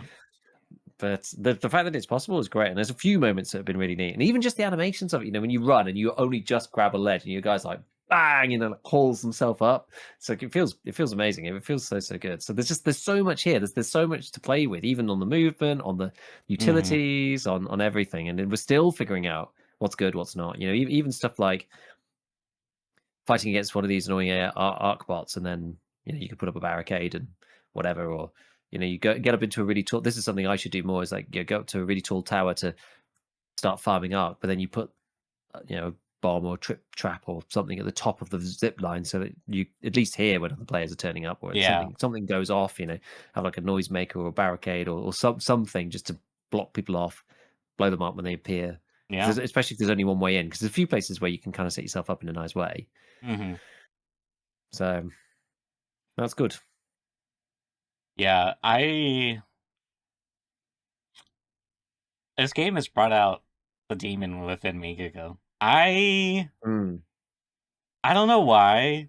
It's a weird thing. Okay, so you know how I'm always like bashing on Tarkov VoIP, and it's like, oh, it's just like I want to have like that untrustworthy experience, and like that's what Mm. really makes survival games great, like Rust, XD Rust. I I don't know why, but because there's almost like a certain level of expectation. Now I know this isn't true for you EU gamers, but for us NA gamers, there's almost a certain level of expectation to be friendly with people. And Hmm. when they're not, it's very frustrating. Because maybe I just want to do something very specific like most other people. And so sometimes that will happen, and like I will talk so much trash on VoIP. I will talk so much trash if I manage to kill them. Like one time I was doing the surveyor, and so I like smoked it and looted it. And like I talked to a guy earlier, and they were like, "Yeah, I just need to do this." And I was like, "Oh, okay, blah blah blah." So they went and did their thing. But I'm kind of like on the edge of the map, and so I'm looting it, and then this guy shoots me, right. And so we get into a fight. I fall back. He circles around flanks. I killed him, and I talked so much trash to him. I was like, "Why? Why'd you shoot? You didn't have to shoot." You know what I mean? So he's like, "Bro, what do you mean you were shooting at me?" And I was like, "What are you talking? What are you talking about? Quit playing." So anyways, all that was over. But something happened this morning, and I don't remember if I got betrayed. Oh yeah, it was like, it was, okay, so this is hilarious. Do you know who Myth is? Yeah. Fortnite streamer, kid. Well, not really Yes. kid. Yes. Yeah. Yeah. So, Older guy now. Yeah. He was yeah, really huge in he's, Fortnite. Then did he like take a break or something? I'm not sure exactly what happened. I don't know, he's kind of more of a variety content creator nowadays, I Okay. think. I'm not really sure Mhm. what you would classify him as. But nevertheless, he's playing art, and I saw a video where he was like, if you see a guy wearing this outfit, and it's like the primary black with like orange accents with like stripes on it, and the ski mask. He was like, "It is on site. Do not trust these Yeah. people." It's like they are evil. And guess who like betrayed me? I went and shot through like a, I don't remember. Yeah, I threw the thing that, what's it called? The Hornet grenade? That's not it. The one that explodes in the air and a bunch of rockets spawn. The Wolfpack. Wolfpack. That's it. Um, and because there was like 4 people inside the building, we were all talking, and so then I went back inside to a body because like everyone disappeared once the thing went down. I was like, guys, are we not gonna go loot this thing? I'm so confused. So I went back inside to loot a body that I killed like 3 minutes ago, previously, right? Prior to like all these people showing up. And someone starts flashlighting me from behind, and then I turn around and he shoots me and kills me. And he walks up, and it's the mother fricker with the jet black suit with the orange accents. And I was like, "Oh my, I was so mad." So now I've just been betraying everyone I see. Giga, I'm terrible. Like I, I feel bad partially, but not that bad. Like one guy, I shot at him, right? And then I was like, "Oh man, I'm sorry. I feel bad." He's like, "No, yeah, blah blah blah." And so like, I was like, he came to me, and I was like, "Oh, you done messed up." And then we walked over here to this loot, and there was like a weapons case, and he was like, "Oh, look at this." Like, "No, you go ahead. I feel bad. You should loot it." And he was like, "Oh, man, you're so nice." I was like, "But not bad enough." And I threw my grenade and shot him and killed him. He was like, "You're evil. You're evil." I just murdered him in cold blood. Wow. Another guy, I was like, I'm looking for prickly pears. He was like, "Oh yeah, let me look it up on YouTube." And as he was all tapped, I was considering killing him there, but then That's a another. definite villain arc that is result. I'm telling you, I am just like so sick and tired of like people. I don't know. It's not often. I don't. I wouldn't say I haven't outright been like betrayed very blatantly to the level Mhm. I'm going because I'm doing it very manipulative. Yeah, I'm like, yeah, let's go do this quest together. As we walk on the outskirts of the map, and he has his adrenaline shot out, I pull out my shotgun and blast him. It's he so goes like full on evil. megalomaniac style. I don't know. I'm just gonna be like, I'm gonna be in the special part of like Arc Raiders Hell where I'm just strapped Mm, to like a table and the Hornets are electrocuting me over and over for all of eternity. Like it's really bad. So I'm just like I am not friendly. I will betray you. I will manipulate you. I can't stand it. I don't know. I don't know why this game is like turned me into an evil person, but I guess it's just like the frustration of the progression being how it is. And like yeah, I'm like if I die for any I've rage quit a lot actually. And I'm serious. Like Tarkov doesn't do this to me, but this game does it to me. I'll just like die interesting. to some like bull crap, like fall off a building or something, or Mm. um, roll and still get hit by the hornet thing, or the rocketeer kills me before I can get into cover. Like, and I'll just rage quit because I'm just like I'm sick of it. Because I don't know, it's just like something about like how tedious. Like the game feels, I wouldn't say it feels easy, but it feels approachable. But Yeah, progressing feels a bit tedious the way it's set up right now. yeah, maybe, and like especially with like trying to figure out like how to get further ahead. I A think bit. like the game if you're not like if you're just kind of like chilling, the game was like quite nice to be in. If Oh you're just like yeah, killing arcs, like PVing, then it's do great, PvP, that's fine. But phenomenal. if you're like trying to grind progression specifically, Yeah. it does get a bit more annoying then. I think it's Especially also a little like bit the Tarkov brain coming into play, yeah. Yeah, to like, be oh, fair. if I don't get this thing, then I feel like I'm falling behind. There's this overwhelming like paranoia or anxiety about Mm, not doing the thing you're supposed to be doing. I feel that a little bit actually, even almost just from a content brain perspective. I'm just like, I really need to be like progressing further. But I kind of just enjoying just like vibing with it, you know? yeah. Oh, that's Just good. like, oh, I really should be like going after the mini bosses kind of thing. Because otherwise, like I'm not getting anywhere like looting fabrics and making bandages, but I'm quite enjoying the process. That was another thing that triggered me. I just remembered someone had called the extract and it stayed green for a while, and I was looting like the pharmacy, and then it went away. So I thought, okay, well maybe they're gone now. But I remember hearing like some fighting or something down in there.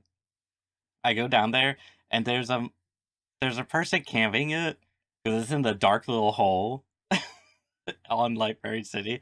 There's a person camping it with like a tier 4 shotgun. I'm just like, God, you are a filthy rat. And they were like, I know, and they punched me. I was like, all right, well, yeah, it's. I think that was the moment that it really set me off. Mm, I was just like, yeah. never again. I think the thing is there's one thing to be like a lot of EU is, or at least what I've seen in EU, and there have been, I would say there have been like indications of matchmaking trickery going on. Whether it's like they haven't really said exactly. They've been a bit coy about exactly how it works. I mean, no one's really complained too much, but there seems to be something to do under the hood with a gear score or something else that no one really knows whether there's anything skill based in the background or whatever. I don't really know. But anyway, it's like, but for me, the experience in EU for the most part isn't even like this is the thing. It's one thing just like you just stumble upon someone and you just shoot them. That's one thing. To befriend and to bring them in and then gun them down while they're in a container. That's like that feels like something else to me. Yeah, It's like I've had a few moments where I just didn't feel bad at all. There's like I'm like fighting a bastion or something on Buried City, and a guy just like turns up in my building in front of me, and I'm just like, "You're dead," and they're on the floor like, "Dude, what the hell? Like, what are you doing?" And I was just like, "What? You like show up in my building without announcing your presence whatsoever while I'm in the middle of fighting one of the mini bosses? yeah, What do you expect me to do? Like, am I gonna just yeah, like not shoot you? Like, are you crazy? Like, yeah, if you don't want to be shot at, but you clearly know I'm in here. I was like, the entire map knows I'm here. So like, if you really want to be friendly, you could be like, "Yo, dude, are you fighting the thing? Like, I'll come help you." Like, I might actually give in to that and let them come help me or whatever. Genuinely. But yeah, if you just show up in my stairwell, you're getting stitched in the face. yeah, yeah, Sorry, yeah, like that's on you, not me. yeah. Yeah, no, I mean, yeah, that's how I killed that one guy when we took on the as a group. But I was like running, and then he just peeks his head out the window with like a gun ready, and so I just like shot him, and he Mm, shot me, and like he died. It's just like you know, I wasn't, yeah. yeah. So, Mm. but yeah, I think No, what's it's interesting funny. about that topic as far as like matchmaking, I was thinking speculation. This is major speculation. The end of game survey, I wonder if it's using part of that data and like machine learning as well as analytics to match you better. Because I did queue Dam and it was like an hour or a minute and 30 Mm, with crossplay on. So I thought that was kind of like, why is that so long? But if you think about it, yeah. if you get asked to survey, how was Arc that raid? And you vote no, does it put you in lobby with like similar skill people or maybe like less threatening AI? I mean, this is like huge, huge speculation. If you say, how was PvP that thing? And you said, it was great. And then you killed a bunch of players, it's like, is it going to take you and put you in Yeah. higher? So I don't know. Something there. It's probably not that deep. It's probably just a remnant You from, could imagine it though. You could imagine there's I been some can. kind Oh, of yeah. feedback. Like, is the AI too hard? Like, yeah, you could. I mean, you genuinely could have different difficulties of AI. We'd never know. Yeah. People have easier bots if you're new to the game, or you're Hmm. voting that the AI is too difficult, or whatever. It is quite funny going from the new player experience to having played like enough now to know how to navigate around the AI, especially fighting like the bigger bots. Once you're onto fighting the bigger bots, like you know how to fight against most of the bots at this point. Tend not to die to AI really ever. And like I remember dying to trying to kill a snitch at the beginning of the raid with a pharaoh one time, man. It's just like, oh man, like looking back, it's just like so cringy now. But there was somebody else who popped up on, I didn't even remember who it was now, popped up on Twitter, and they're just like, man, the AI in this game is like so annoying. They've only just started there. They've played a game, they played other games. And it's just like watching the clip, I'm just like, my man, like, in 10 hours time, you can look back on this and just be like, how was I so stupid? It's just like Hmm. get killed by like two wasps and a hornet or something. It's just, yeah. So like once you get past that first bit, it's a bit like EFT in some ways. It's but Yeah. yeah, they will Yeah. they will kill you. Scavs will kill you, right? They will get you if you don't respect them. But once you know what to do, broadly speaking, most of the time you should be okay. It's kind of the same in this. The AI is there, and I think I just love the AI in this because it's you don't always want to engage them. I think that's the deal. You don't always want to Yeah. engage. It's like Yeah. half the time I spend like stuck because fighting a snitch is actually really annoying. Sometimes if you don't take it out quick enough, or you don't have quite the right, basically if you don't have an anvil with you, they're actually kind of painful not to fight because the anvil you can kill them pretty quick, and even if you miss 1 or 2 shots, you can make up for it because of the heavy ammo. But with the other guns, they're really annoying to fight. So a lot of the time, I'll just avoid them. You don't want to bring down the snitches, or the Hmm. wasps and the hornets. So you end up like playing a bit of like a stealth game. Like it's just I just am really enjoying being in the world. I Yeah. have to say that's my overarching take at this point. It's just like I just enjoy being just existing in the world and just I'd quite like to just go to a map.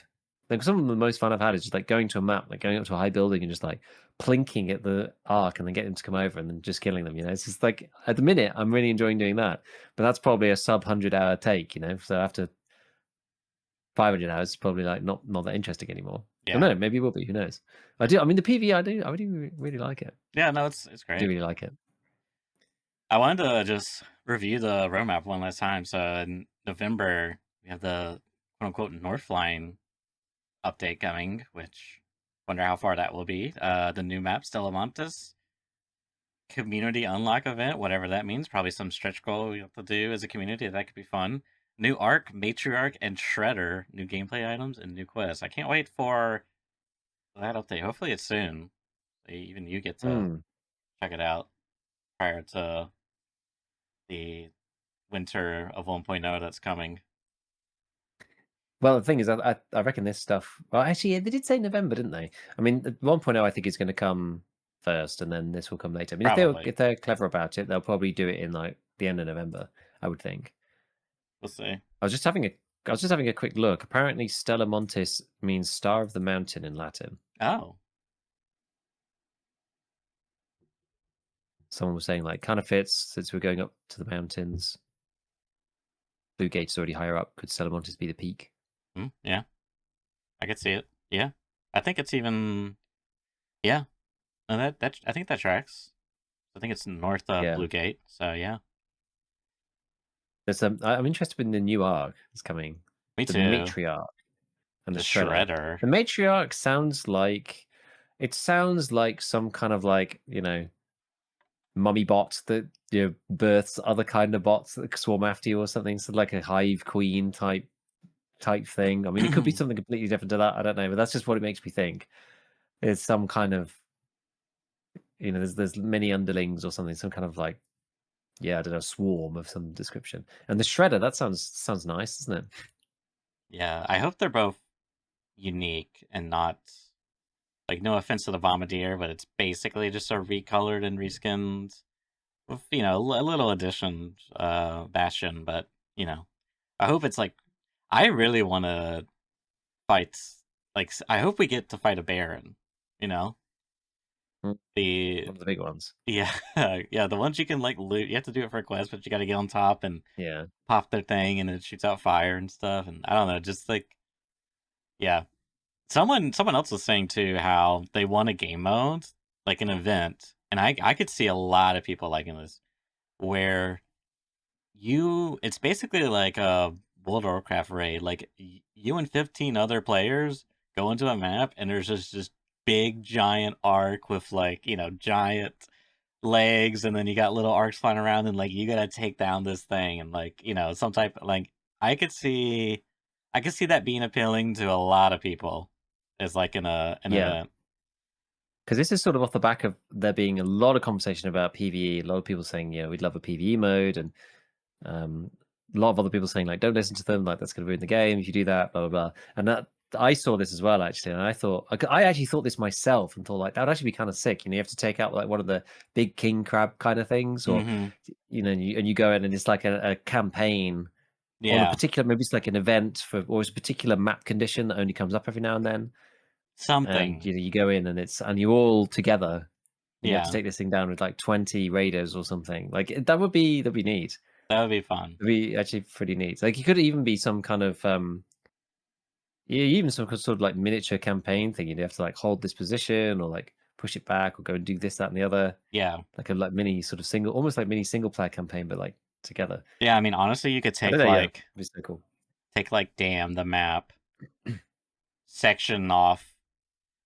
A good 70% of it just like out of boundaries, and then like maybe on some back end like make it not render some of the stuff you don't need to, and then boom, just drop a giant arc machine in the Red Lake, and like, yeah, I mean, I feel like they wouldn't do too much, but who knows? But still, like, I feel like that would be really good content that would probably make people buy the game more. Because I've talked to someone who's like, yeah, I don't like extraction shooters. I'm like, but this one's really good. And like, yeah, you people say that about every extraction shooter. I'm like, damn it, he's right. So yeah, I feel like Yeah, just something to kind of make it, because it is probably one of the more approachable extraction shooters, but that's not to say it's an easy extraction shooter. You know what I mean? Like these games yeah, are basically built and um thrive off of intensity.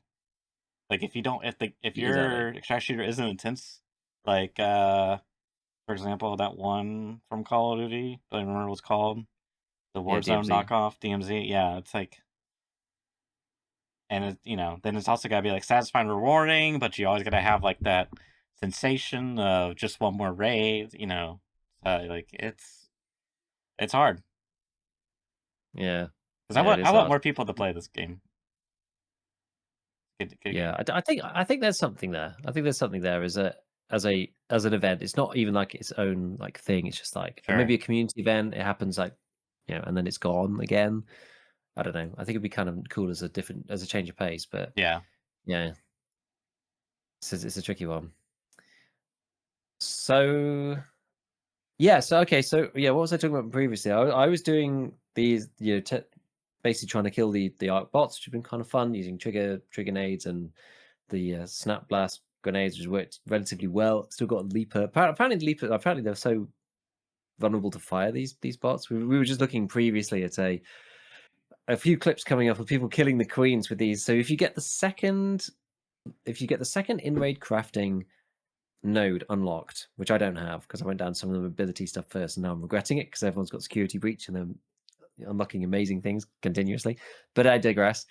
And you can unlock these traps, and you can get fire trap. And apparently, if you run underneath the queen, there's a bug at the moment. If you run under the queen, and apparently they do a lot of damage anyway. If you can like place the fire trap on the queen or something, and then it goes off, and then the fire guns upon the queen, and you kill it in like one hit with one bomb, which is super super crazy. But that as a random aside, like the fire does seem to be very good. If you can get them to just like sit in the fire, Yeah. especially leapers, then they die very quickly. One fire grenade thing, and then you just have to shoot them a couple of times, and then they're dead, which is pretty nuts. So yeah, I don't know really what's going to happen with that. Maybe those will just get balanced a little bit. You Hmm. can kill them with normal explosives, and that's not too bad. Um, I'm going to have to go and do a bit more arc hunting to figure out exactly what the best way to do it is solo. But outside of that, I'm looking at doing some other bits and pieces of testing as well. Started looking at testing sound. I've been looking at various things. We'll talk about some gun bits in a second, but been testing sound a little bit. I jumped in with a friend earlier, and we just had a look at a few different bits and pieces. I need to go back through the footage and go and look at everything, but I wrote down a couple of things from the time being, which it seems to be that you can't. It doesn't seem that you can hear anybody outside of 50 meters. One good thing in Arc is that if you ping a friend, it shows you the distance, so you don't need to take in like Mm. rangefinders or any of this nonsense. You can just ping them and it shows you, which is cool. It seems like you can hear somebody running from about 50 meters. Walking is about 43, crouching is 30, and slow walking is 28. It's hard to tell because there's a lot of ambient. I think doing this testing, Tarkov is really quiet actually in many places, whereas this has got like all sorts going on. There's random background noises and all sorts of things. The wind, it's like it's a noisy game actually. But some of the most loud, again, it's actually interesting how some of the most loud noises again is like jumping in this game. It's like further than running. It's exactly the same as EFT actually, bizarrely. It's like 80 meters for jumping. So and it's the feet landing on the ground sound. It's like really loud. It's louder than someone running, so you can hear that from far away. um, you can hear somebody ADS from about 28 meters away. But interesting in this game, if you go into your inventory, there is no sound. There's no sound going in or out of your inventory. So you can go into your inventory to whatever it is that you want to do, mess about with stuff or move slots or anything like that. No one can hear you, even if they stood right next to you. which is quite different to Tarkov. Sometimes you get like frozen the menu. Sometimes in EFT, you're just like in your inventory, just like I can't get out my inventory unless they come around the corner. In which case, I'll quickly close it and then shoot them in the head. In this game, you can just do that if you want to. And the healing sounds are really far as well. Like 60 meters for healing with a bandage, it Hmm. seems, and 70 for shield recharger. It's like really, really long. You can hear people miles away healing, which is important. I think that's probably quite intentional. They're very important sound cues. If you can hear somebody's, you can cancel the animation too. So you could bait somebody maybe with it. Kind of interesting. Oh, that's yes. Dirty Larry said about a night mode supposed to enhance enemy footsteps. I actually have night mode on because somebody told me to put it on, and I was testing it, and I was just trying it, and then I forgot I have it on. So I do actually have it on. A Oh, lot of from people the are saying to put it on. settings. Yeah, because it was. I I think it applied a compressor or something. People were Yeah, saying. it seems to like. I think it's just a um like yeah, I guess that sounds about right. Like it brings up the volume and then compresses the top end. So like basically everything's Yeah, louder, or like closer to the same yeah, value. Like which yeah. Which is sort of what you want. You want like footsteps louder and gunshots quieter, kind of thing. yeah. Yeah, well, I mean, you don't want to like crank your volume up without compressing, because then you're gonna burst your eardrums with the already loud Yeah, sounds. So if you make the quiet yeah, sounds louder, yeah, I guess I should try it. I haven't thought about.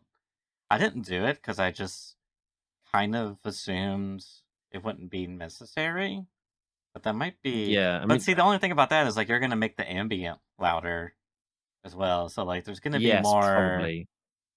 But maybe that's okay because like this is the thing I've noticed is sound cues in like basically any game you play are like the golden thing to look out for. Like Mm. if I hear someone going down the middle staircase, I'm like, okay, well, I know exactly what you're doing and where Yeah, you are. You know what I mean? It's like if you're playing Factory and you hear someone, clinking on metal and you are, I don't know, and right underneath the bridge, it's like, okay, well, I know exactly where you are. You know what I mean? There's just the broken glass. So a lot of stuff is like more beneficial than actually being able to hear like the sound be loud itself. You know what I mean? Like you yeah. do want to be able to perceive it, but like you don't actually need it to be at like 100% volume, hitting the 0 decibel mark on your on your sound system. So I think I don't know. I'm not really too sure because the other thing is like because the ambient noise is so like I don't even know. Like I constantly am constantly thinking, is that a person? Because I'm like hearing stuff. Like when you're Yeah. inside a building and there's like sound that plays, like weird. Like it sounds like footsteps. And when you're outside, like looting containers, like you'll hear like metal clanking, arc kind of like remnant sounds. Like it's wild. The sound is wild. Mm. Yeah, no, it is crazy. I need to do there's more stuff. I might just make something basic to begin with and then do something Yeah. more complicated, in the future.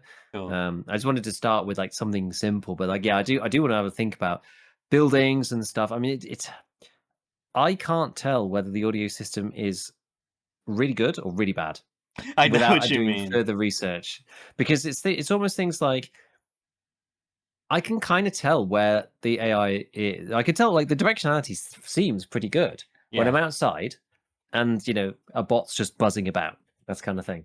Fine. If I go into a concrete pipe, I lose all track of where it might be. Hmm. That's kind of how it should be. So I don't know whether it's like doing it right or not. And again, inside it's very difficult to know. It's confusing as to where people are inside, but then footsteps kind of echo and like there's definitely like there's a lot of sound processing going on. Like you hear Yeah. you hear your I mean it's almost like some of the stuff that the Tarkov guys added. You hear your own steps bouncing back off like polished concrete Is that if what they're that near to you. is? Like Okay. I'm I pretty think I sure have that picked that's that what up. happens then. Yeah, I'm pretty sure of that. Again, I haven't tested it, so just like hearing stuff and just kind of thinking, Hmm. huh, interesting. And there is definitely occlusion as well. So I was trying to get the footage today Mm. And I was trying to we were trying to hear gunshots at like 500 meters. And I was like, well, I'm just going to be in the middle of the map. And obviously there's a bastion walking around. And I was just like, I'm sorry, mate. I actually just can't hear. Even if you fire now, and even if it is audible, I can't hear anything because this bastion is just like. Yep. And it went around the corner of the building and it was like.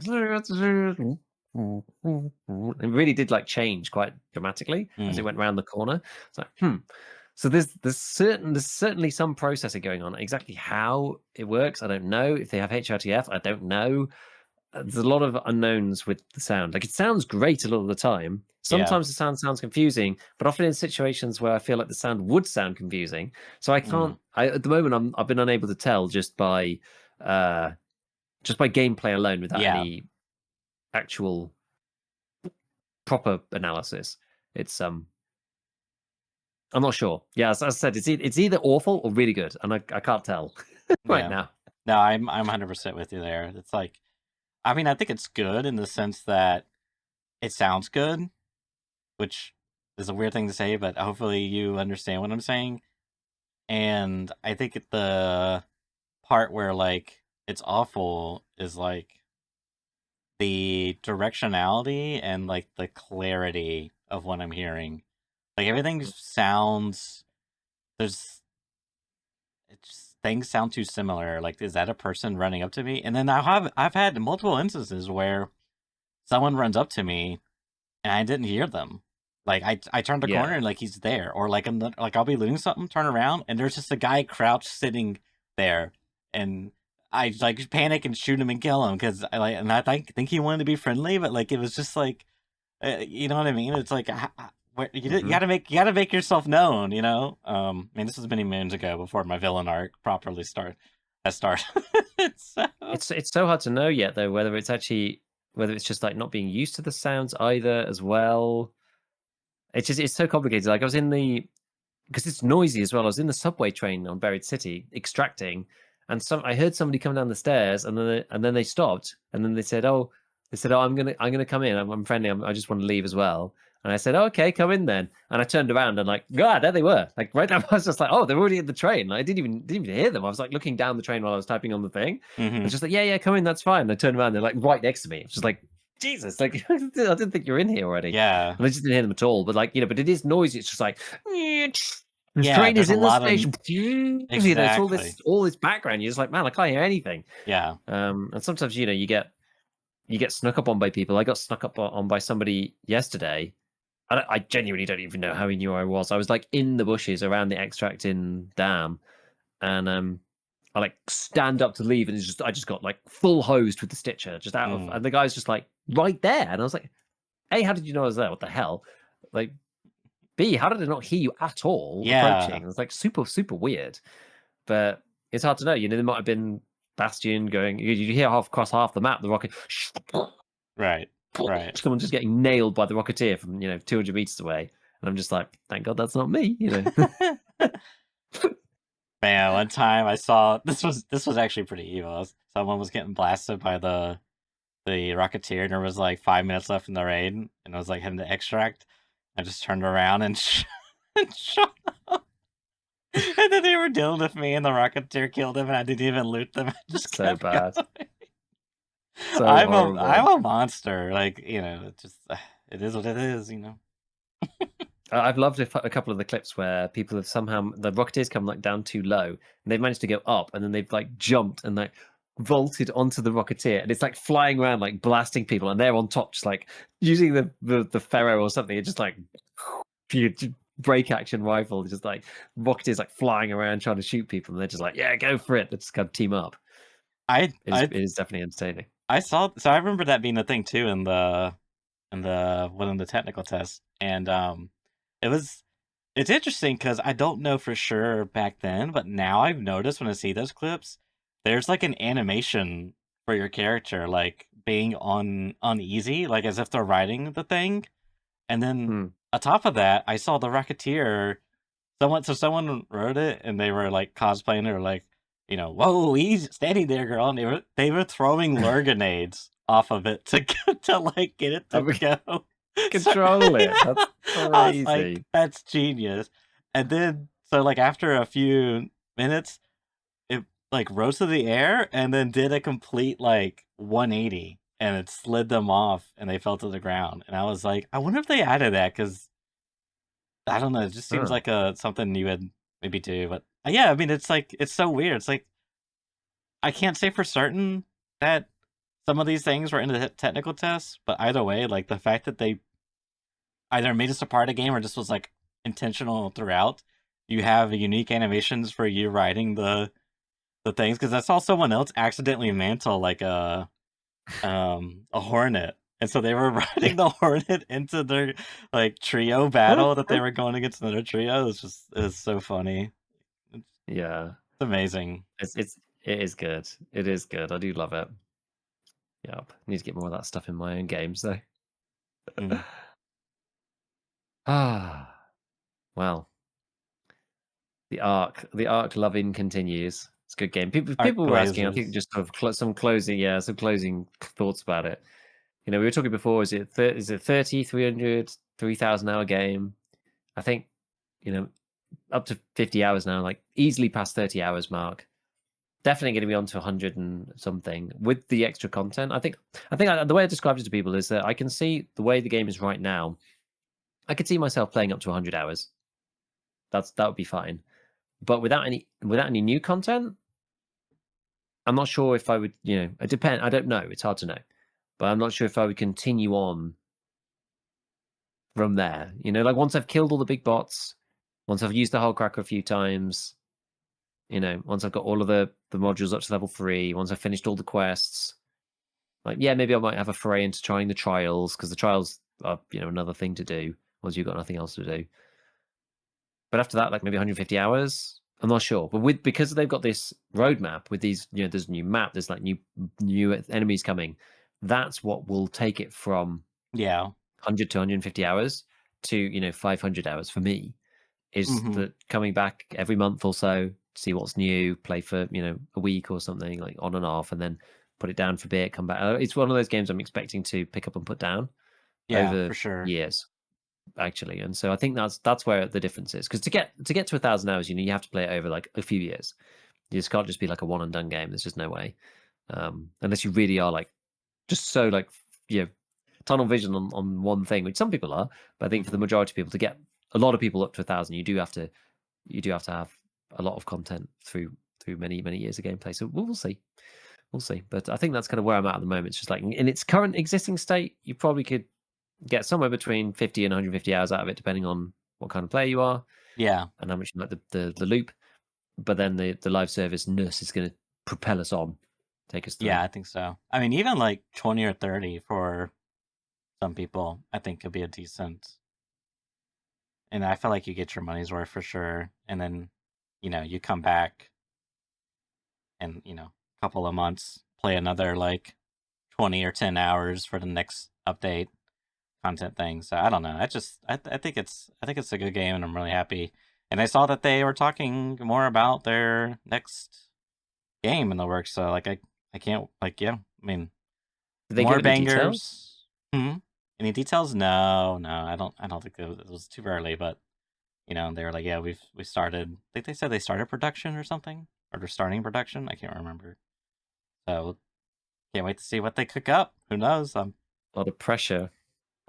I know. I mean, I don't know what the financial success of this game versus something like the finals, but I feel like this is bigger, and I think that's great for I them. mean, yeah. I mean, yeah. I mean, it must be weird, but like the fact that it's paid. The Hmm. vast majority of people who play a free game aren't going to pay much, if anything. Yeah. Yeah, you got some small percentage that are paying, a bunch of money for the cosmetics and whatnot. But the Right. fact that you have every single person, paying roughly $40, that we talked about the numbers before, we're talking into hundreds of millions, like probably 100 in that range. We're not talking like 500, but they got cosmetics for this game too. People did buy the premium version, so somewhere in 100 to 200 mil kind of region. Like doing that on a free to play game is hard, and this thing has had a higher concurrent player count than the finals ever did. So it's been even more successful So I just think it'd be overwhelmingly. They probably made. That's my guess. They probably made more ready than they did on the final suit's entire life in like the opening weekend. I would imagine. Hmm. Bold prediction. I don't know. Yeah, I would imagine. I mean, I'm guessing. I'm purely guessing. I don't know any of the numbers. I've not even looked into Yeah. speculating on the numbers, but that would be my guess. I just think the fact that everyone's had to pay for it, a huge reception. Like the finals is one of those games I keep hearing about. I Yeah. heard about it from you. I've heard about it from Jesse. There's nothing like it never quite got me over the line Yeah. to even like really look at it properly. Yeah. Do you know? Yeah. I mean, Just I not feel like you have quite. to like that type of game. Like, you got to hear, like, I feel like that game's more of a game of a previous generation or generation or Mm, two. Because it's like an arena, almost like class-based shooter, and there's like objective game modes. yeah, It's yeah. I don't know. I feel like it's a bit dated, but it's a very good game still. But it's not something like this where extraction shooters are kind of like on the probably their peak, the precipice, even um, being more recognized and accepted and less niche, let's say. So yeah, I think it's understandable that you haven't really tried, felt compelled to yeah, try it. So yeah. mm, yeah. Okay. Well, I think perfect conclusion for today's cast. As always, Yep. thanks everyone for tuning in, listening. Appreciate the support. And next time around, we'll see you for 1.0. See you in 1.0.